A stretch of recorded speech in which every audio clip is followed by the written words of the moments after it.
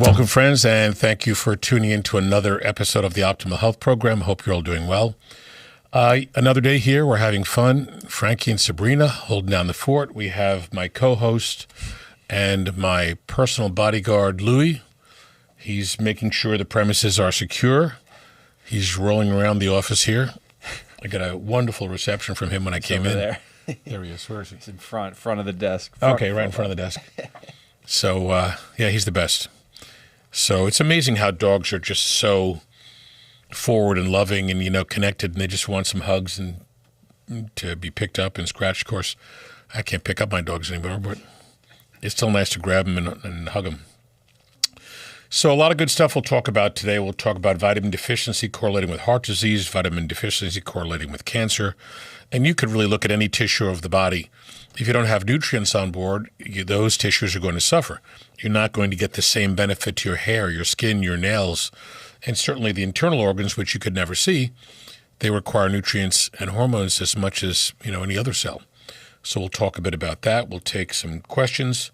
888-420-9272. So Saturday's program was amazing. We certainly accessed a whole new platform, Rumble, and we're very happy to be there. We had a lot of calls Saturday. I think we were over 40 calls and commented a lot. It was almost a 2-hour program, which is great. I'll stay here as long as people want me to stay, and answer questions. So that was terrific. I think, as I say, we had 13,000 people that accessed and were watching. We had 1,000 people that were waiting to start for me to start the show. It's kind of awesome. So we'll continue to do that. Yeah. And we'll set up our own profile on Rumble as well. So we want to be able to reach as many people as possible. So nutrients, as I've maintained forever, are food for your cells.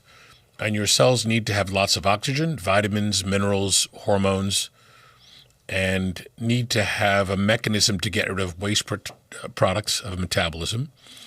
Need to have all these wonderful antioxidants, stop free radicals from causing damage and inflammation.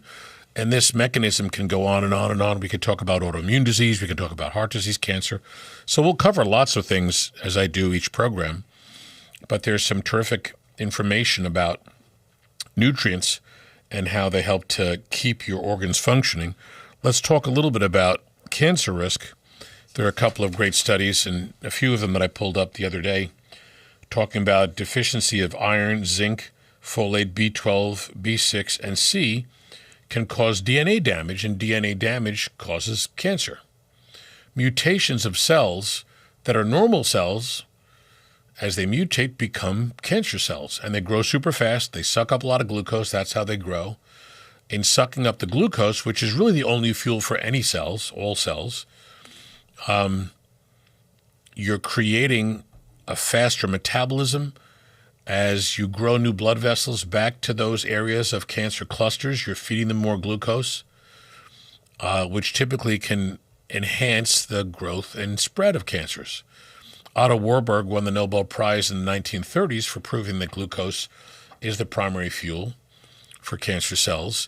And if we keep the glucose and carbohydrate counts down, then your body has a better ability to decrease feeding that cell the fuel and the energy that it needs to grow, or those cells. The other day we were talking about postmenopausal breast cancer risk and the facts that 40% of that may be occurring in people that are overweight or are obese, significantly overweight, but that obese mechanism has to do with huge amounts of sugar coming in, making it hard for the body to burn that down and reach the fat to burn it to bring the weight down. So sugar is absolutely part of that process. So it was no surprise to me to see that there was a connection there between the postmenopausal breast cancer risk and obesity and overweight because of the whole sugar effect. So in every patient I've ever seen over 38 or so years now, we've tested for vitamins and minerals. And more so than ever now, people want to know what their vitamin levels are because we hear about vitamin D deficiency. People that don't take any vitamin D are deficient. So I've seen that across the boards. even people taking a little vitamin D because they heard that 500 units or 1,000 units is good are still going to be too low in their range on their blood test. Although the range goes between 30 to 100, we want people to get to between the 80 to 100 range because that's where you see all these great results, helping to enhance immune response, helping to stabilize bone. It's great for mood. So we do what we can do, either using the vitamin D at 5,000 units a day and testing people. We don't just randomly throw things at people. We tell people what to take based upon a blood test, and then we test them to make sure they're in perfect range. And probably 3 or 4 times a year, we'll recheck their vitamin levels just to make sure they're in good range because diet changes different parts of the year. Sometimes people stop their vitamins, etc. So you want to make sure you have all of these wonderful nutrients on board. And we don't want the DNA damage and breakage to occur. Other studies, and I'm looking for the other combinations of things that we spoke about that I picked up the other day. One of them talks about vitamins in the prevention of cardiovascular disease. And in this study, of course, this is printed up very fine, but it talks about nutrients. B6 promotes potassium and calcium entry inside cells and also enhances cardiomyocytes, the muscle of your heart, and allows for energy production. The active metabolite of B6, pyridoxal 5-phosphate, decreased risk of arrhythmias and irregular heartbeat. So will magnesium and potassium. We test those through the red blood cell. So when traditionally doctors say, oh, you don't need vitamins, or there's no research, there's a ton of research. This is one of my pet peeves. Doctors will say, oh, there's no research on it. Yet you can go online the same way that I do, go to Google Scholar and plug in the term that you want to search. And in many cases, there's hundreds of thousands or millions of studies on these topics, especially nutrients, vitamin and mineral importance, stem cell therapy. So the information is there. They either don't want to look at it or they haven't, and they're not giving you what I would describe as the best information on how to keep yourself as healthy as humanly possible. We can talk about inflammation, some other great research describing that a combination of, and this is important to think about because everybody's heard about the low-carb diet. Everybody's heard about doing intermittent fasting. So, and I think it's fine to do both. We have a lot of people on a low-carb diet, and they get great result. We have a lot of people that do intermittent fasting that get great result. We just want to make sure their vitamins are good throughout the day. This is a study, and this is published in Nutrition Journal, Journal for the American Society of Nutrition, Journal of Nutrition. It talks about doing a low-carb diet alternating with fasting, having significant and dramatic improvement in inflammatory markers. Now, of course, these markers are tiny little combinations of letters and numbers. So CCL4, chemokine ligand 4, PDL1, program death ligand, which have been tested when people do this alternation, and the low-carb diet was less than 30 grams per day. They also, on alternating days, were fasting, and they showed some pretty significant changes in these markers, which are really strong inflammatory markers that typically would tend to be high in a person that's eating lots of carb or eating lots of junk or fast food and not doing any of the fasting. And for years, there's been research saying that fasting confers longevity. So a lot of people that'll do a fast here or there, 1 day a week. Some people like to do it 2 or 3 days. Some people like to do it for a whole week. May see some significant benefits. But here's research that tells you why the benefits are there for the decrease in the inflammatory mechanism. And the researchers here say modulating immune biomarkers may be relevant to decreasing the risk of cancer, autoimmunity, diabetes. So reading through that entire article was a pretty cool thing. I like the fact that I can just get on the computer and find research all over the place on these things. Phone lines are open, 888-420-9272. If you'd like to call in and ask a question, you could do so now, 1-888-420-9272. We had a huge response the other day from our Reddit followers. Oh, yeah. And we had great results from YouTube and TikTok and Instagram. And, of course, we had an overwhelming response from Rumble. So it's exciting to me and amazing to me, and I'm humbled by the fact that so many people like and love this information. I guess I could say I'm humbled by Rumble. I knew I had to put that in there somewhere. Forgive me for the puns and the dad jokes. I love dad jokes. But, yep, if we have anybody that's calling in, we'll get you up right away. Yeah, we got some questions on the texts. We have Instagram. Would stem cell therapy help varicose veins? Typically, we use stem cells to help with vein and artery issues. The varicose vein, however, is a vein that's lost its integrity, and the vein may be ballooning out because of back pressure. And it's not as though we could inject stem into the muscle of that varicose vein to create a young, healthy, brand new vein. We've seen this, and one of the craziest things that I've seen in terms of arteries with stem cells, and of course we see stroke patients that have great recovery from stem, and they've got either damaged arteries or a break or leak in their brain, Alzheimer's, Parkinson's, MS, patients that are older that have vascular insufficiency and a decrease in oxygen delivery to the brain because the blood vessels are not doing their job. Stem does absolutely work with that. With those individuals that had, and one of the patients I saw in Florida when I went for the training, had blockage down the outside of his lower leg. The arterial flow was very poor. He started to have ulcerations. For that individual, they did stem cell IV, and then they injected stem cells into the muscle down the outside of the leg. And before I had realized the significance of this, the doctor was saying those stem cells, will go through the blood, but they're hitting a roadblock. And they still might work where that roadblock is to help to create collaterals. But we also injected down the leg, and those stem cells in the muscle went to the area of blockage and helped to make collaterals go all the way down the leg, because stem cells adhere to the blueprint of what those vessels are supposed to be like. And that person, over the course of 3, 4, 5 months, when they did an arteriogram initially to see the blockage, repeated the arteriogram, and the patient had all new blood vessels going all the way down the leg. And of course, the leg ulcers healed. And we've seen people that have had diabetic ulcers, that have bed sores, where we do the IV, and then we inject around the ulceration, and the ulceration heals super fast because you're putting brand new cells in massive numbers to create that repair. So, yes, we see a lot of that. It's just that a varicose vein, in most cases, just needs to be removed because you're not going to get that varicose bad tubing to be able to come back to normal, to be as though it had no problem, like it was perfect before. So sometimes the better mechanism is to take the damaged vein with damaged valves out of the picture. Got it. All right. We have another one from Reddit.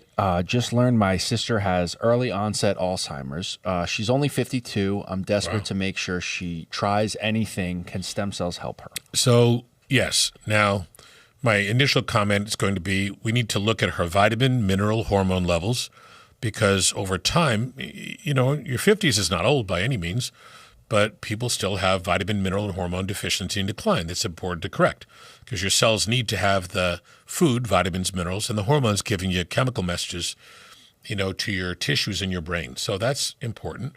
But the idea of taking your own cells and putting them into the vein to go to all your organs, they'll get off the train, set up shop where you have damage, and become brand new cells of that damaged tissue.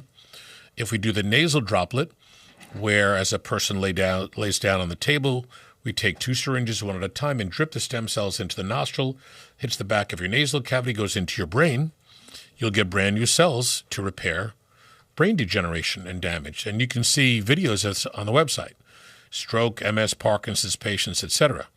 So the idea is the comprehensive way to treat dementia and Alzheimer's, the comprehensive way to treat stroke, MS, Parkinson's, etc., is looking at the entire picture, looking at the causes, and fixing the mechanism.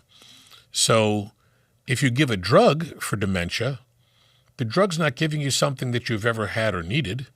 And I can tell you the overwhelming majority of people that I see that have been on meds from memory loss, dementia, and Alzheimer's do not get any benefit. And everybody knows someone in the family who has it, grandparents, aunts, uncles. So you can hear from lots of family members that the person did not do better as a result of that. But when you correct everything, vitamins, minerals, hormones, and you put together the stem mechanism, those people get terrific results. Some people see results sooner than others. It just depends on how much wear and tear and damage is there. But you want to use every mechanism in the natural realm to be able to create the benefit and the result. And the reason we have different videos of different things on the website is because it shows how it works for all the different brain disorders, for joints, for diabetics, for COPD, all of these things. So I think STEM is the best of the best and the state of the art to be able to help with the generation of the brain. Certainly give us a call. We'd love to help you.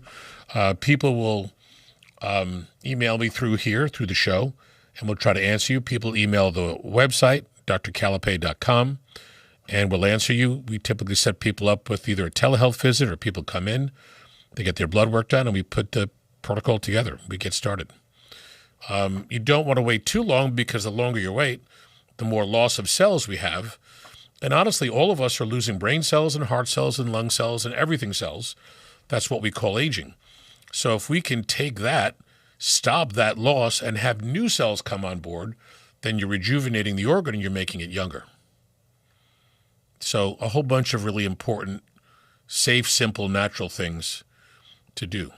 And they're your stem cells. They're not from someone else. All right, we're flooded with Awesome. questions. We have from TikTok: can stem cell therapy help cerebral palsy? There are studies on, and people have done it with cerebral palsy. So you're getting brand new brain cells to an area where there's degeneration. It's not as though you're going to take a person and reverse the disease and make it so that nothing's ever happened. But we've have seen people do cognitively better. So it really depends upon what we're trying to achieve or trying to fix. So it really depends upon all the parameters that person's facing in terms of decrease or loss of function. So as with every patient I see for any reason that they come in, we want to evaluate them, get the blood tested done, and really learn everything we can to see what we can try to do to help. So some questions are hard to answer, like this one, because I don't know all of the things happening with that person. All right. And another TikToker: hi, doctor. Just found out I have mild arthritis on my right hip and maybe in the other one. I'm 40 years old and surprised I got this early. With that said, I was wondering if there is any stem cells that can slow it down. My diagnosis is making me depressed because I love working out. So great question. We have a lot of people that have anywhere from mild to severe joint degeneration. If you haven't done an MRI yet, that's the perfect test because it shows you every tissue in the joint. X-ray just shows you an outline of the bone so that you're not really seeing ligament, tendon, cartilage, labrum, for shoulders, rotator cuff, meniscus in the knee. So the MRI is the best test to show exactly what's going on there. Arthritis is a term that people are somewhat confused by, or they use it in such a general way. I have arthritis of the knee. I said, well, do you have bone change or degeneration? That's osteoarthritis. You may have no bone change, but you might have ligament, tendon, cartilage tear. That's, softer tissue. That's what most people have, especially younger people. When you get much older, then you could have, overgrowth of bone, osteophytes, etc. Is there an autoimmune mechanism going on, like rheumatoid for some people? Yes. Is there infectious arthritis, like Lyme disease, that people may not realize they have? So there are a lot of different types of arthritis. Arthritis just means swelling of the joint. So if we can see that you have wear and tear, ligament, tendon, cartilage, etc., osteo, then stem cell works beautifully to go to the area to create, repair, and put brand new cells in where the damage is. I did stem cells on my shoulders because I tore them in karate, and 2013 tore this shoulder, 2016 tore this one. When I did it, we also did IV. I did my hair, so, make my hair look pretty good.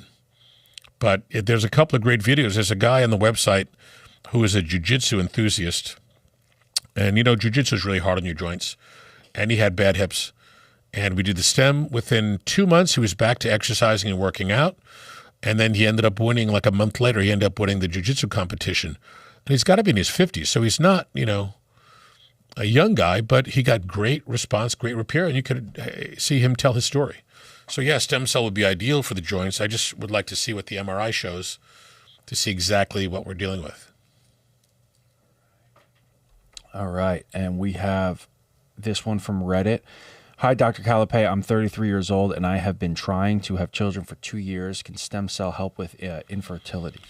So we have to look at the fertility mechanism. You want to be able to see what your hormone levels are and how much of the hormones you're producing. As you realize, stem cells can go to areas of damage, degeneration. You're putting new cells into your heart, lung, liver, kidney, pancreas. Wherever your blood flow goes, you're getting that result. We've had people that have had low DHEA and corrected their DHEA, and their fertility increased. So getting your stem cells to go wherever your blood flow goes would make sense. That would help just about every tissue and organ of your body. So again, it's really a comprehensive look at what your body's doing and then putting together recommendations to create the best outcome. So it tends to make sense to me that any organ that receives blood flow, and certainly all of your organs receive a lot of blood flow, will have stem cells go to there to create more benefit. They can't be blocked. So when you put a stem cell IV, and you can't say, don't go to the heart, don't go to the lungs, they go everywhere and over again. They circulate over and over again. So again, comprehensive evaluation, and then the recommendations follow that. Oh, I'm telling you, blowing up here. Awesome. Can stem cell, this is from Instagram, can stem cell therapy help women who suffer with endometriosis? Depends upon the mechanism of endometriosis. So stem cells will create growth and repair. It's an odd circumstance that endometriosis, the hallmark of that would be the uterine lining tissue is outside the uterus. And pockets of that can sit in the abdomen. And then when your hormones start to increase, just like you would get symptoms, that are uterine, you get those symptoms outside. So there's abdominal discomfort and pain and such, a variety of odd things. So putting stem in is not going to change that, like it wouldn't change what's happening in the lining of the uterus in a normal circumstance. But for some people, you have to go in and just remove those pockets so that you're not constantly getting those pains as your hormones fluctuate right before your period. Wow. All right. Next one we have is I love stem cell therapy, but unfortunately I can't afford it. Does your office offer a financing option? So we work with a company that I was trained by that we have to purchase the kits to be able to do the procedure. So typically they won't allow us to do the procedure without them being paid for the kits. The kits are the significant cost of this. I'm looking into something with Care Credit to see whether they can, and of course they have a mechanism for people to link with them, and then they pay for the procedure and a patient pays them back over time. I don't know today, and I had this conversation today with a gentleman that I know down in Florida who does a lot of this, but I don't know what their percentage interest rates are for doing that. But I will find that out, and I will get that information together for people if it's not within the next couple of days, which I'm sure I will. By Friday on our next podcast, I'll have that information. I just don't want, other companies to be able to hit people with a big interest rate, to do that. So we're going to work on that and see if we can help. However, STEM in my office is a fraction of what it costs, worldwide. Mexico, Panama, Costa Rica, you're not getting your own cells. You don't know who the donor is. You don't know their infectious history. You don't know their genetic history, how many cells you're getting, how many cells die when it's frozen, how long is it frozen, how old is the cord, who's watching over it. There's so many unanswered questions. That's why it's not something that the government and the FDA here allows. And their cost is somewhere between $30,000 to $60,000, which is insane. So when I got my fellowship certification through this organization, and their fees were somewhere between $12,000 to $15,000, I was negotiating with this company because they didn't have a fee for a wrist or an elbow, small joints. We were able to bring them down to the joint cost is about $5,000. To do intravenous was cut in half to $7,500. That goes to your entire body. Intravenous and nebulizer if you have bad lungs, COPD, emphysema, or intravenous and nasal droplet for brain, eye, neurologic, MS, Parkinson's, Alzheimer's, stroke, ends up being $7,500 for the IV, and $2,500 was the fee cut down for the add-on. So, between $5,000 and $10,000 is the cost. So I'll get back to people on that to see whether or not care credit would be worthwhile. All right. And we had a TikToker, Javier, just asked how much is the procedure currently. I think you just answered that one. Yeah. So it depends upon what you present with. So if you're doing one joint, it's $5,000, and nowhere in the world is stem cell $5,000 for anything. Nowhere. And I made sure of that because I wanted to make it more affordable for people. Not that $5,000 is, insignificant, but if people are doing two joints, like they want to do two knees or a knee and a shoulder, or et cetera, first joint is $5,000, second one's $2,500. So I'm very happy that 15 years ago, as I started all this stuff, the company that I worked with agreed to bring those fees down for our patients. So that negotiation started and has been ongoing for years. And of course, the cost of these things has gone up over time like everything else, especially with COVID, but we've kept the fees the same. Incredible.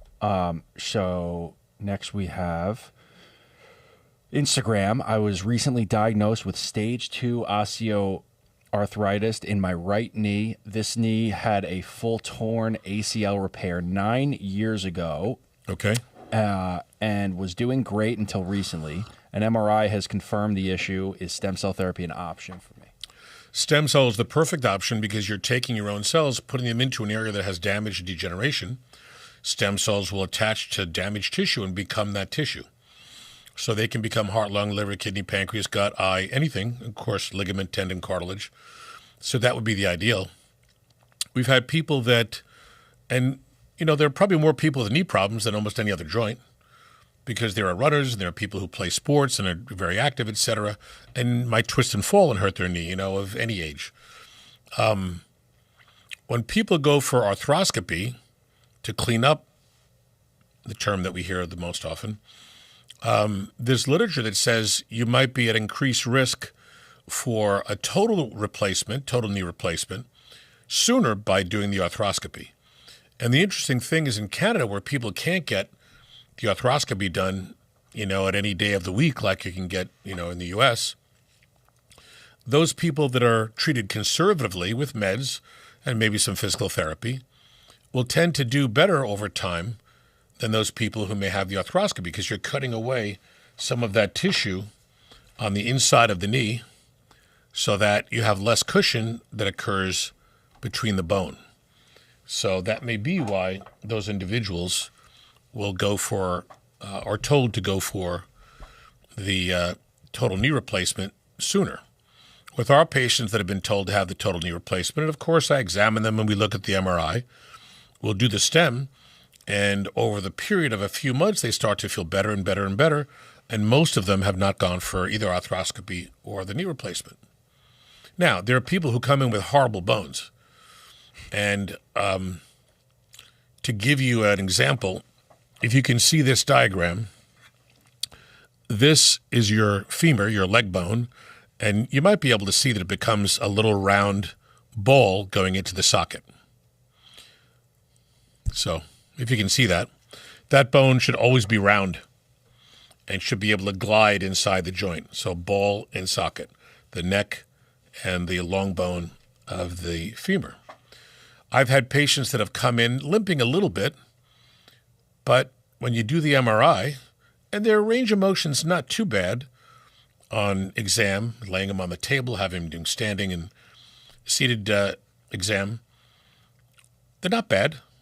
But when you get the MRI back and that ball is not round anymore, it's oval because there's been so much bone grinding. In my mind, I say, how does this person get to this point without severe pain? Some people have a very high tolerance for pain. Some people are taking lots of meds to mask the pain. But if that ball is not round and it's degenerating and broken down or inside, there's significant breakdown, then that would be a person who's got to have the replacement. But that's a person who's let it go for a really long time. I've seen a few of those people over the course of time. And there are some people similarly who let their knee or their ankle or their other joints go because they just don't want to do a surgical procedure. But the MRI usually tells us where the damage is, and that'll guide us as to how to do your procedures. So I think it can work extremely well. We've seen it. We have videos on the website about it. So if you can, take a look at the website, drcalapai.com. You'll be able to see videos of patients with all sorts of different disorders where we've done stem cells with great result. All right, we have a TikToker also, Javier, again, asking, can the procedure work on a disc on the spine and a bulging herniated disc? So as we mentioned the other day, we can't take a long needle, bypass, the nerve roots and inject into the disc to inflate it, which a lot of people think is a way to be able to get the spacing you need because you've lost that space between the vertebrae because the disc is damaged. There may be research ongoing. I was looking at something a few months back about that mechanism. It'd be a tough procedure to have to do. You have to be done under a fluoroscopy. But as yet, there's no mechanism to inject the disc or to inject, and you wouldn't inject the herniated part of the disc, the nucleus pulposus. For a lot of people, we send to have traction done because the traction will stretch out their muscles and give them some spacing. VAX-D machine is one of them that doctors and chiropractors use to create that traction. That can take some of that immediate pain down. For some people, we've done stem cells into ligaments of the sacroiliac region, which is between the orange sacrum here and the sacroiliac ligaments exist on both sides, and they've had significant stability and improvement. So that can help. I just don't know what area you have your disc degeneration or herniation in. Two other things that are important to think of with your back. If the nerve roots that come out between your vertebrae, if those are impinged or pressed upon and the disc has become narrowed and now the bones are closer together and the area called the foramen where that nerve is supposed to have enough room to move and wiggle around, if that's narrowed, sometimes the surgeon's got to go in and cut away part of the bone to open up that space again. In some cases, they'll cut the bottom part of the top bone or the top part of the bottom bone to allow that nerve root to exist, and that may take the pain away. If it's central stenosis, which is narrowing where the spinal cord goes all the way down, from your skull down to your sacrum, if there's narrowing in the central part, they may go in and have to cut away some of the arthritic change there. So it depends upon what the MRI shows. That's why the MRI is so important. Some people go for CAT scan if they can't do the MRI, and vice versa. But the MRI is probably the best test for that. Okay, YouTube. Finally, YouTube. I'm a 30-year-old female, and I'm noticing my hair thinning. Do you see patients for hair regrowth stimulation? Absolutely. So we do a variety of different things for hair, for men and women. Of course, and I want to sound like I'm saying the same thing over and over again, but your initial blood test will tell about your vitamins, minerals, and hormones. If your vitamins are low, you need your vitamins for every cell of your body, including your hair. If your hormones are low, you want to make sure that the hormones are still there to do what they did when you were younger. So if you're 30, it would be potentially unusual, but not completely unusual to have hormone decline. I've seen 18 and 20-year-old guys and girls that have a low thyroid. Their T3 was low. The doctors never tested it because you're 30, you're 20 or 18, there's no reason to have low hormones. But in looking at that and correcting iodine and maybe giving them a little T3 or T3, T4 combination, bringing the thyroid back up, created a great result with their hair. Some people have low DHEA because they're under a lot of stress, raise up the DHEA. That can help your hair. We even have people that use DHEA and the hair gets a little bit darker again, so it decreases the graying of the hair. IGF-1 is important because IGF-1 is sort of like the mother hormone that controls some of the others, but it creates, new hair, skin, nails. It's good for fat burning, good for mood, memory, focus, energy, a lot of different things. That's just what that hormone does. It's responsible for those things. So as you get older and those things drop, sometimes that's why your hair is thinning or you're losing hair. We would also test heavy metals. Heavy metals can damage your hair. So there are a variety of different things that we can talk about.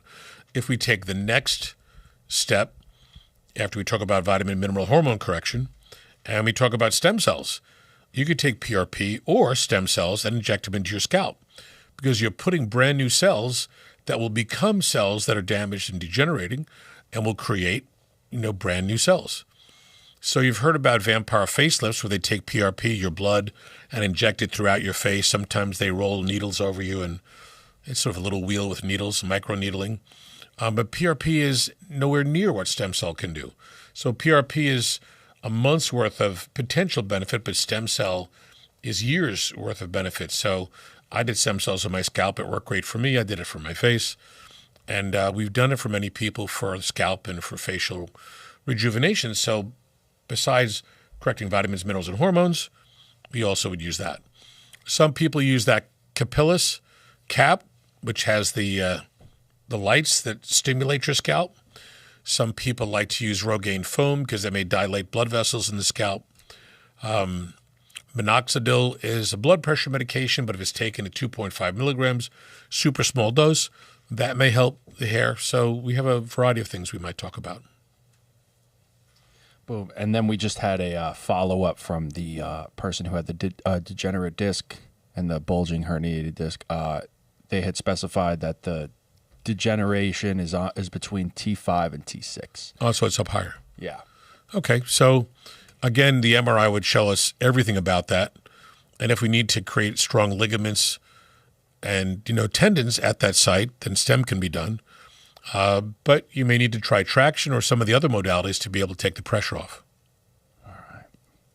All right, back to Reddit. Hey, I'm a 33-year-old female interested in stem cell therapy for neck. This is also disc bulges that some professionals say they are pressing the nerve and some say don't. I have arm pain, tendinitis, scalar bursitis, as well as inflamed GB with multiple stones. I have not did a consultation, but I have read having active inflammation won't consider me a candidate for stem cell. Not true. Okay, that's stem cells are used for inflammation. Absolutely. Lupus and rheumatoid, two of the things that are major inflammatory autoimmune mechanisms, we use stem cells for. Stem cells shut down inflammation, and they make brand new cells wherever you put them. Now, sometimes, of course, you put them in the blood, they'll travel a little bit, but they will find the areas of damage and degeneration and get there. If you have issues with your shoulder, bursitis, ligament, tendon, cartilage, cuff issues, we inject right to that spot. We could inject in around the vertebrae, neck, back, etc., any of the joints. So it depends upon what the MRI shows and how we could try to improve. And as I said to the prior callers, we may recommend doing traction. I'm an osteopathic physician, so we understand the importance of using, gentle adjustments and physical medicine to be able to enhance the picture. So we have pretty much every mechanism covered. And then just a follow-up. Does stem cell therapy reset pain receptors? Question. Stem cell will go where there's damage and degeneration and create brand new cells. So for pain receptors that are firing because of damage and degeneration, stem cells would tend to do that. So, and remember, things are not really an on and off switch. So if a person's got pain from degeneration of tissue, people could also have referred pain because there's an issue somewhere else making the pain show up in a different spot. So we have to look at all that and understand the entire mechanism. So that's why I ask a ton of questions when we do a consult, either in the office or, telehealth consult. All right, we got a very interesting one from Reddit.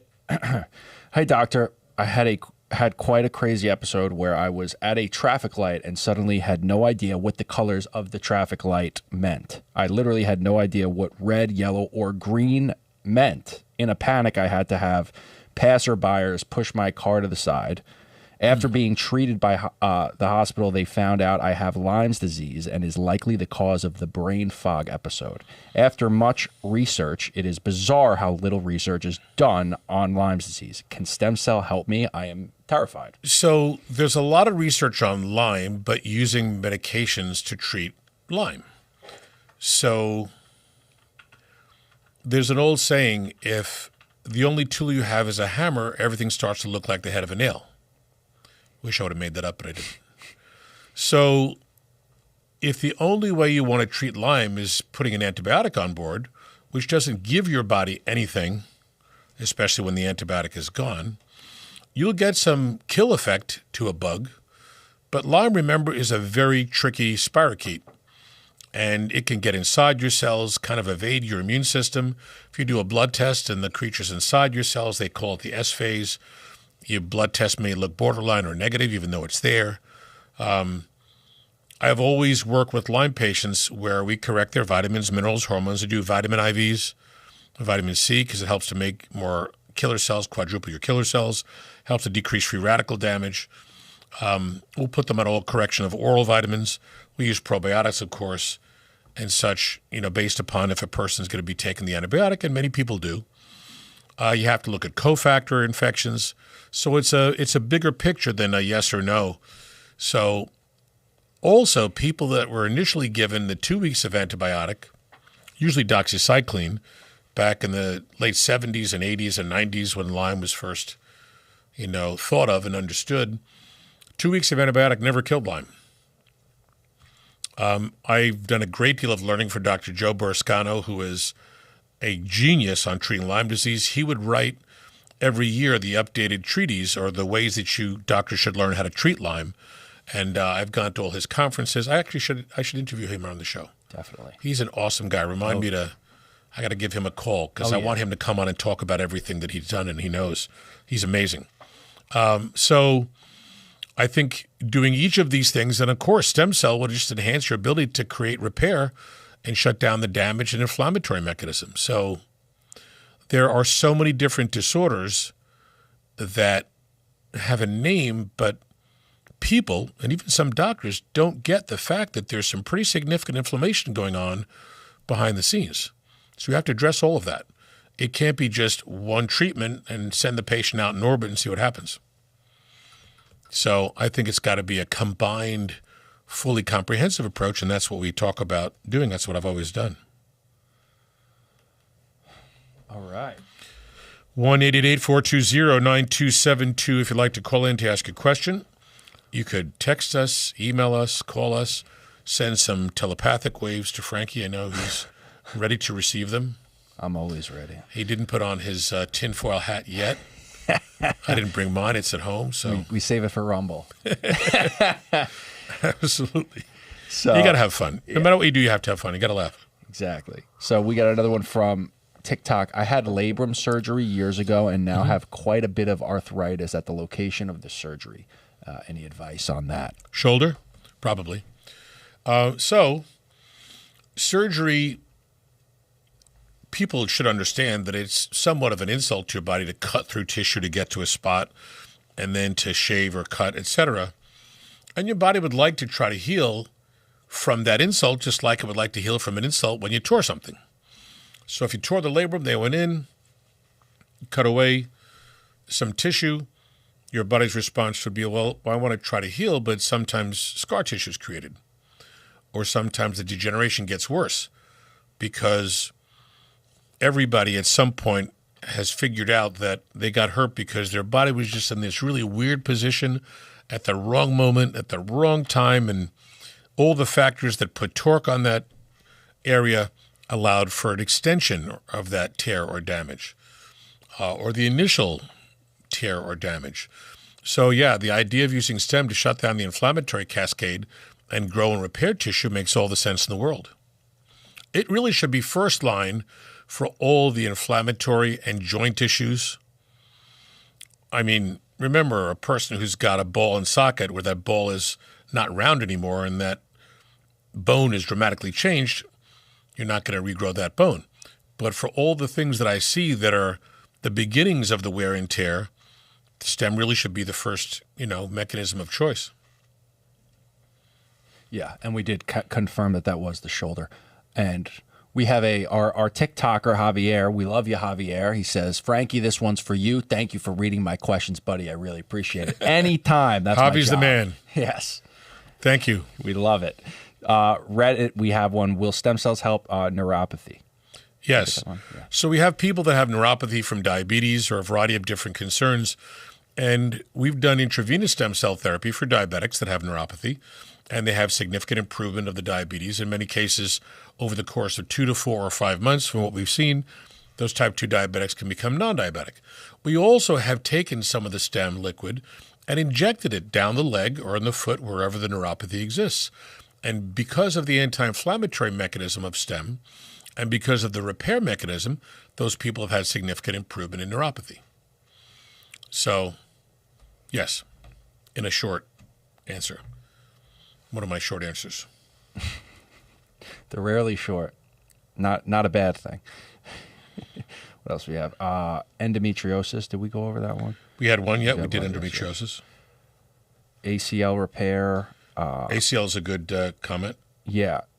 I was diagnosed with stage 2 osteoarthritis in my right knee. Full ACL repair. Wondering if stem cells available for that. So think of how they do a repair. I mean, you can look it up online if you're brave and you want to see how they cut through the knee and fillet everything open. And sometimes, and they used to would take other tendons and kind of cut them a little bit and rewire them through the knee and the bone. And I've seen some pretty wild things. Sometimes they'll take cadaver tendons and such. But if you're repairing a damaged tissue, you're not making that tissue have newer, younger cells. So you're taking something that has some evidence of damage and you're trying to surgically correct. Sometimes you're cutting away, sometimes you're adding. Stem cell, even if you've had an ACL repair or a medial collateral, lateral collateral, the cruciates are inside your knee, crisscrossing. You still would want to do stem cell injections into your knee to just get thicker, stronger tendons and ligaments. So, it makes sense. Okay, we have this one. I'm 47, noticing that my sense of smell isn't as sharp as it used to be. This is Reddit, by the way. It's not completely gone, but some scents seem weaker, onions and such. Could this be aging, or should I be concerned with something else? Well, age-related changes occur with all of the senses. Of course, your eyes, your ears, your sense of smell, your sense of taste. It's part of the aging process. Not everybody has it by a certain age, and some people it comes earlier, some people later. But we've seen some pretty cool things, and patients that we've done stem cell therapy for brain-related or eye-related issues, macular degeneration, diabetic retinopathy, MS, Parkinson's, Alzheimer's, stroke.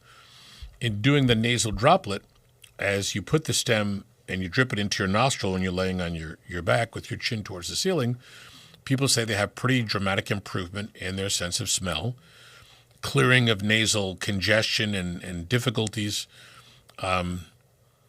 vision, hearing, a variety of things improve because you're putting, tons and tons of those cells into play. So we've seen that. Other things that may affect the sense of smell, maybe heavy metal exposure, because that can get into your body, get to any tissue, can affect your ears, your nose, your eyes, your brain. So in a similar fashion, I'd look at the entire mechanism, look at your vitamins and hormones as well. For some people, it's a gradual thing that happens over time. We've all heard about people that had COVID and they lost their sense of smell and taste. For a lot of those individuals that have COVID, we've done stem cells, especially for people with bad lungs, and you're putting brand new cells into your lungs through the IV and through the nebulizer, so you're creating pretty dramatic repair. We have one from Instagram. Can stem cell therapy reverse food allergies? My son has a terrible corn/maize allergy, and it's taking a major toll on his well-being. Apparently, corn/maize is in almost everything, just a desperate mother looking for help. So stem decrease inflammatory cascade. There may be some inflammatory cascade that's happening with the allergy mechanism. But typically the first thing to do, and we test people for allergy initially through blood and then skin test. We take all of those things out of the diet that are going to create the inflammatory cascade. There are pretty weird things that happen too with different foods and inhaled substances, because wheat and some of the grains are in the same family as, ragweed and such. Some people have worsening symptoms because there's a cross-reactivity between wheat and ragweed. So this may also hold true for other grains. So the overall picture, you also want to test for the inhalants or the environmentals to see if that's also pushing up the cascade of antibodies being created when you're exposed to that food. So again, it's learning about the entire picture. It's not as though we just look at people and say, okay, do they need stem cell? Many people do, but you want to work the entire picture and do a workup first and then put the recommendations together for that. And then we have a Redditor who has bad ADHD but wants to stay away from amphetamines, doesn't want medication, wondering if stem cell will help. His focus is For a lot of people that have ADHD, they have issues with their neurotransmitters. And some of that can occur because of heavy metal exposure, lead, mercury, cadmium, nickel, aluminum, many of those things. And we've seen that. For other people, the neurotransmitter decline may not be coming from heavy metals as much, but there may be some inflammatory cascade that correlates with that. We've seen a lot of people with ADHD have food allergy, but it's a delayed reaction, and they're eating something today that creates a chain reaction. There's one article here talking about gut benefit and brain function. I didn't print out all 70 pages of the article, but I will do that, and I'll do this article again on Friday. But your gut affects your brain, clearly, because the things that occur in your gut can cause prostaglandins to increase or decrease, inflammatory markers, all sorts of different things. So we've seen people with a variety of conditions, once we test and get rid of allergens, whether it's foods or even the environmentals, whether correct vitamins and minerals that are too low or pull down heavy metals, get significant improvement in brain function, including ADHD.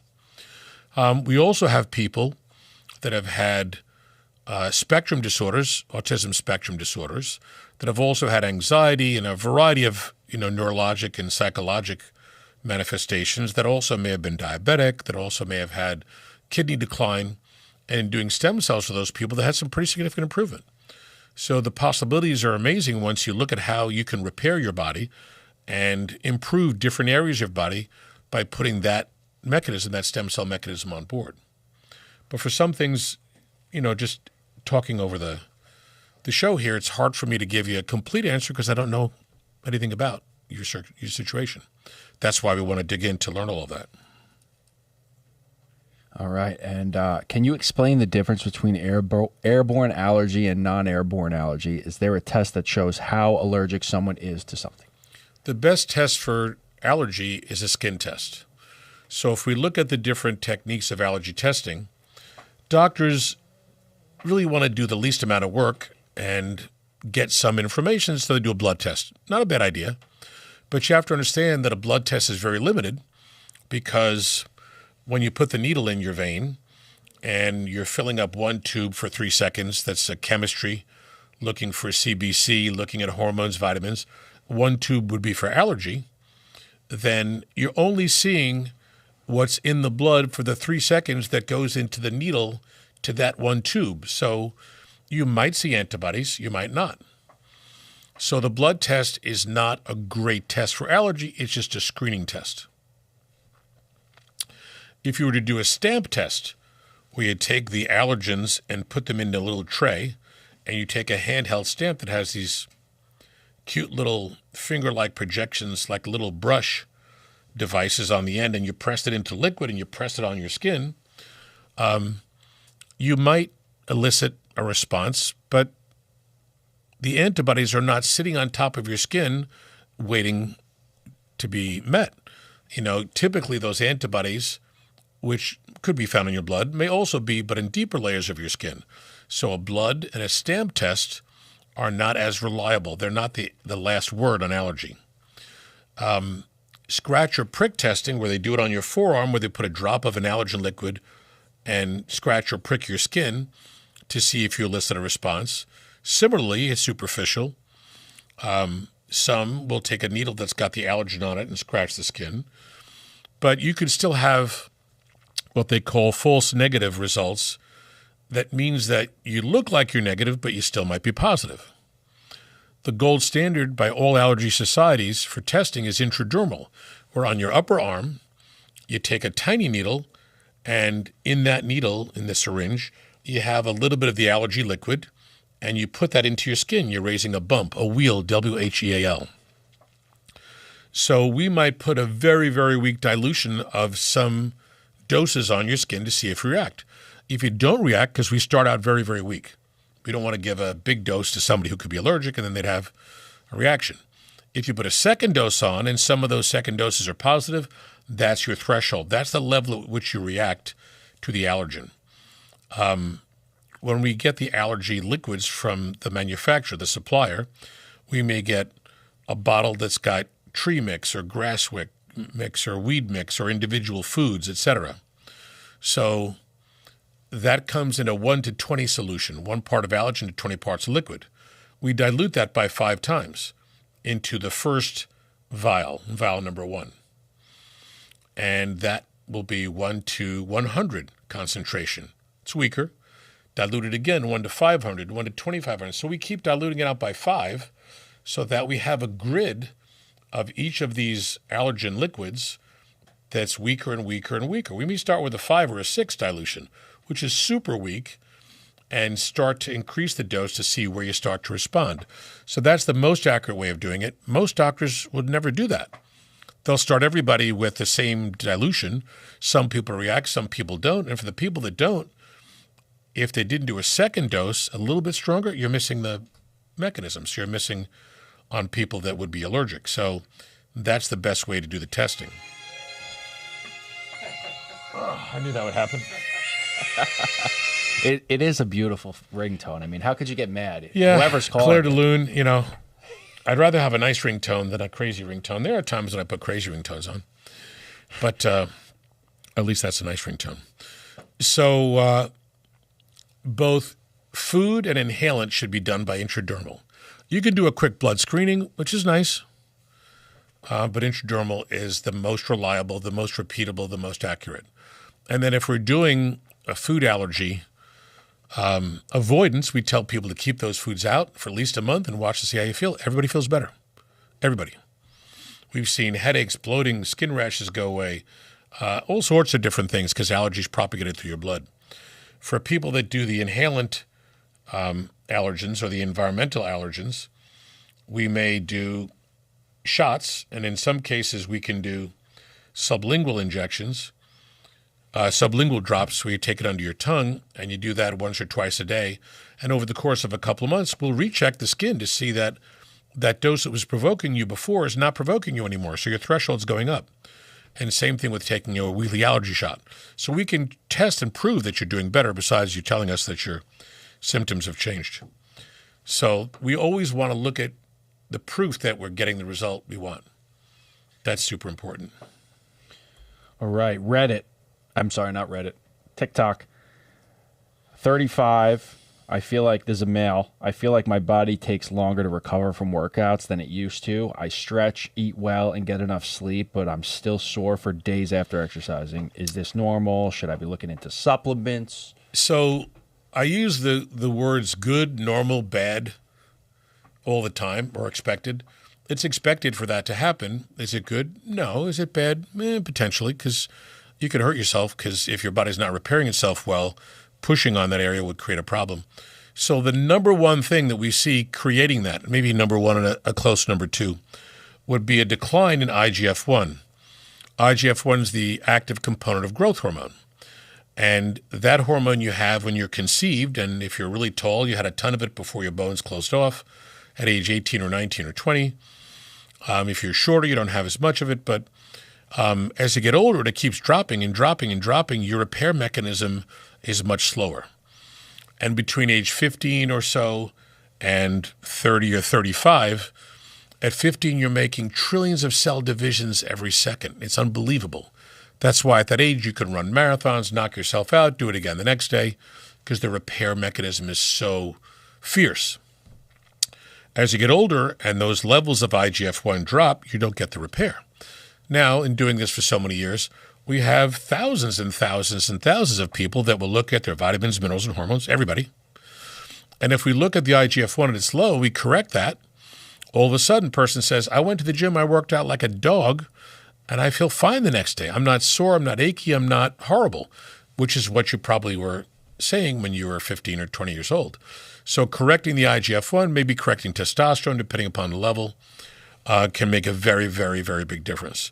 And certainly for myself and the patients that I've treated, correcting these things gets your body to function like you did 10 or 15 and sometimes 20 years earlier. So testosterone can be done via injection, as everybody knows. There are sublingual pellets of testosterone you could use, and that's done on a daily basis. But there's also a mechanism that we started doing where you can take little pellets the size of, looks like between the size of a grain of rice or a Tic Tac, little oblong pellets that we could place under your skin, and that will give you even perfect hormone levels over the course of 5 to 6 months for men. And similarly, estrogen, even a little testosterone for women over that course. So you're doing one little 5-minute procedure, numbing, making a tiny, tiny little incision, doesn't even need a stitch when you're done with it, and just put the pellets in and you're good. So correcting the hormones is not a difficult thing.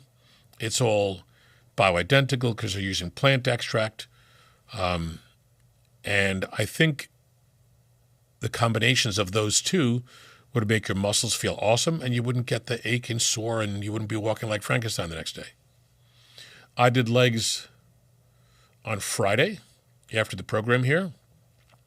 Went over to Lifetime. Saw a few friends there, and I just kept going and going and going. And I started with very light weights, and I work it up and I work it up, keep going. So I don't do what I used to do, where I tried to lift the heaviest weight I can and try to kill myself like I did when I was younger. I think we all did that. But my results are great, and I don't hurt myself because I'm not putting myself in that position. There's also another technique for people that like to work out called static contraction exercise.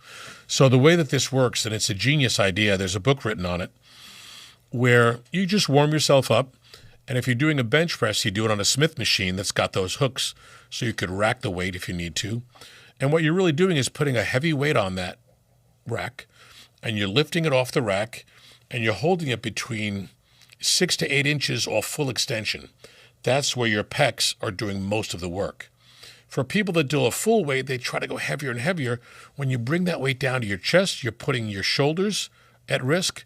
Your triceps are doing the first part of the movement, and your pecs are the last 6 to 8 inches. So if you hold the weight for 15 seconds, you're getting a great stimulus. It's a higher weight than you would ever move 10 times. It may be a weight that's more than you can even do 1 rep on, but it gets more stability, more strength, and more growth, and you can't hurt yourself because you're holding the weight. Similarly, for leg strength, you would put the weights on after you did some leg extensions and curls and hold that weight 6 to 8 inches below full standing position, and your legs are going to shake and your muscles get a great workout. You're never going down below that, so you can't blow out your back or your knees by doing full squats, which are dangerous. So it's a great way to get your muscles strong without hurting them, without risk. The book is called Static Contraction Exercise by Cisco and Little. Good book. All righty. All right, what do we got? YouTube. You're slacking. Slacking, YouTube. They're coming up. Reddit's strong, Instagram's strong today, TikTok is strong. Oh, yeah. You got to give them credit. Yeah, you're right. Hey, 888-420-9272. This is your chance. Any questions? Give the doctor a call. For those of you that want to contact the office, 516-794-0404. You can speak to the staff. The website is drcalapai.com, drcalapai.com. And you can take a look at all sorts of cool videos there. We're going to add new things. We're always adding new. We have a wonderful group that's working on that. We're going to be able to email through the website, text people through the website as they like, introduce new things like the new brain scan that we're doing that helps to read your brain waves.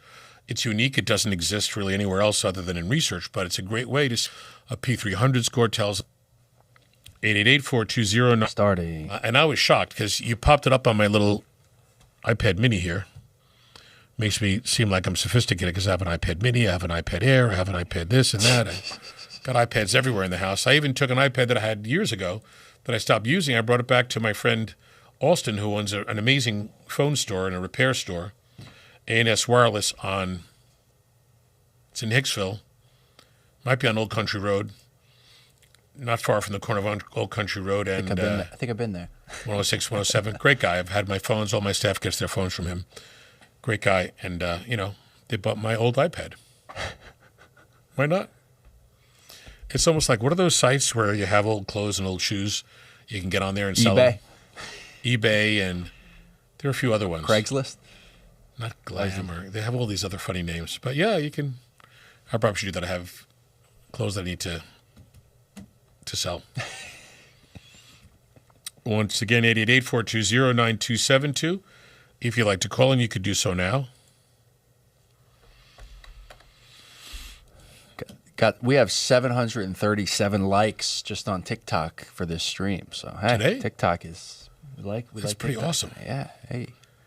That's pretty awesome. As I've been saying, I'm just used to being on radio for all those years, 35 years, and not really having any kind of connection or other than people that came into the practice, of course, and patients that were in, loved the radio show. But there was no connection with people separate from that. So here, at least, people are texting, they're liking, and I've answered questions, on Instagram and Facebook when people send me messages. I've answered on TikTok. So, yeah, if you want to text me a question when the show's over, do that. Go to the website, email me there. Message Instagram. What we're here for. Yeah. Yeah, you guys can reach out any way, any social media. We will look at those emails. So not only when we're live.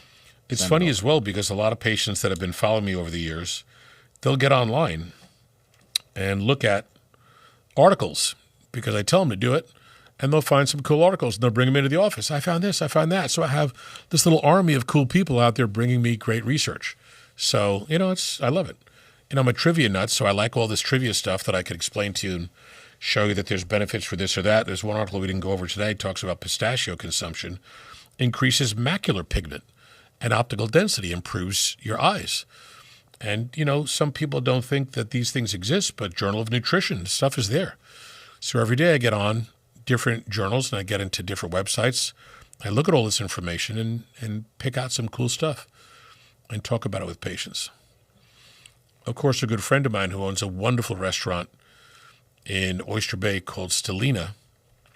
My friend Fabrizio is a chef, and Tom and Adriana, who are the wonderful hosts. He makes pistachio with pasta, makes pistachio with everything. They put it in Italian, it's called pistacchio. So it sounds a little bit funny, but dessert with pistachio. So makes sense. All these good, healthy, natural things, nuts and vegetables that have always been in our environment, we have to start making sure that people eat all the good things and the right things. Okay, one more shout out, 1-888-420-9272. If you'd like to call in to ask a question, you could do so now. We'll be here for another few minutes as we talk about keeping your body healthy as humanly possible. Had a patient that came in the other day and has a variety of issues, may have rheumatoid, has some joint aches and pains, and they said, I'm too young to lose my ability and my function. The person wasn't that old, was in their 70s. I said, well, there's always reasons for having problems with your mobility and this and that, or your digestion. We'll figure that all out because the big blood test, 200 different things, will show us a lot. And they said, I've got grandchildren, et cetera, and I want to be able to go and do all the things that I did 10 or 15 years ago. I said, there's no reason why you shouldn't be able to do that. I said, the old saying is that you want to die young at an old age. So you want to look and feel and function great and live as long as you can. No one will be able to tell us how long we're going to live, other than God, but you want to be as healthy, as vibrant, as strong. You want to be as good looking and as functional as you can be for as long as you can. And some people have an issue with the idea of vanity. And they talk about this or that. I said, a little bit of vanity is a good thing. And they say, well, what do you mean? If you want to be healthy, if you want to be lean, you want to burn down the fat, you want your body to look good, it takes exercise, and it's great for you. Some people go to extremes, and they do all sorts of procedures, and that's certainly, fine. That's, whatever they want to do, that's well within what they want to do. But I think being a little vain and getting you to the gym and getting you to eat right and getting you to do the exercise and getting out and enjoying life is an important thing. So as I say, you want to be as healthy and strong and as functional as you can be. And that actually starts early. You can't wait until you have a lot of medical problems and then say, well, now I want to try to do that. Start early. It makes it so much easier. Okay, looks like we're down at the end of another podcast, 73 minutes and counting. Boom. Very cool. I think I got kicked off of Reddit again. So we'll Try be back. Classic. We'll be back on Friday at 12:30 and again on Saturday at 2:30. And we love to hear from all of you. We'd love to get your emails to the website, drcalapai.com. Love like-minded people. So this is a lot of fun for me. Thank you all. God bless you. Have a wonderful day. And keep in touch. Back on Friday.